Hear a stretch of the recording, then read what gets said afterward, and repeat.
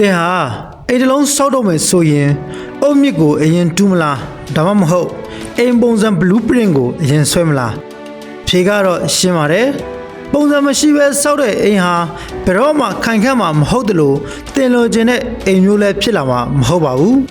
ဒါပေမဲ့စိတ်မကောင်းစရာကကျွန်တော်တို့ထဲကအများစုဟာကိုယ့်ဘဝကိုတော့ဘာပုံစံမှမရှိဘဲဒီအတိုင်းတိုးဝှေ့ဖြတ်တန်းကြတာပါဒီနေ့မှာတော့စတီဗင်ကိုဘေးရဲ့ဒုတိယမြောက်အလေးကျင့်ဖြစ်တဲ့ Begin with the End in Mind အကြောင်းကိုပြောပြပေးသွားမှာဖြစ်ပါတယ်မင်္ဂလာပါကျွန်တော်မင်းရမှာတကရိုးလက်ကနေပြန်လည်ကြိုဆိုလိုက်ပါတယ်ခင်ဗျ Begin with the End in Mind ဆိုတာပန်းနိုင်ကိုကြိုမြင်ပြီးမှစတင်ခြင်းပါအရာရာတိုင်းဟာနှစ်ကြိမ်ဖန်တီးကြရတယ်လို့ကိုဘေးကဆိုပါတယ်ပထမတစ်ခုက first creation စိတ်ကူးထဲမှာအရင်ဖန်တီးတာပါဥပမာအိမ်ပုံဆွဲတာဒုတိယကတော့ second creation လက်တွေ့လောကမှာဖန်တီးတာဥပမာအိမ်ဆောက်တာပါသင်ဟာသင်ဘဝရဲ့ပုံစံကို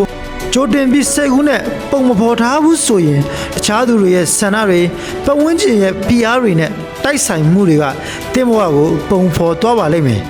သင်ဘဝရဲ့ဇာတ်ညွှန်းကိုသင်ကိုယ်တိုင်ရေးမလားတခြားသူကိုရေးခိုင်းမလားဒါကိုပို့ပြီးထင်ရှားသွားအောင်ကိုဘေးပေးတဲ့နည်းလမ်းလေးတစ်ခုသုံးကြည့်ရအောင်စိတ်ကူးထဲမှာသင်ဟာသင်ရဲ့ကိုယ်ပိုင်ဇာပနာအခမ်းအနားကိုရောက်နေတယ်လို့မြင်အောင်ကြည့်ပါအဲ့ဒီမှာသင်ရဲ့မိသားစုတငယ်ချင်းလုပ်ဖို့ကင်ဘက်တွေကသင်အကြောင်းကိုအမှတ်တရစကားပြောကြလိမ့်မယ်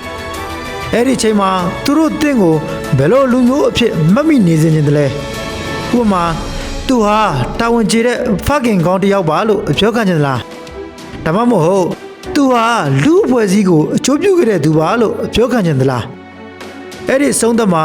အပြောခံချင်တဲ့စကားလုံးတွေဟာတန်ဒီနေ့ဘယ်လိုနေထိုင်ရမလဲဆိုတာကိုလမ်းပြပေးမဲ့အရာတွေပါပဲ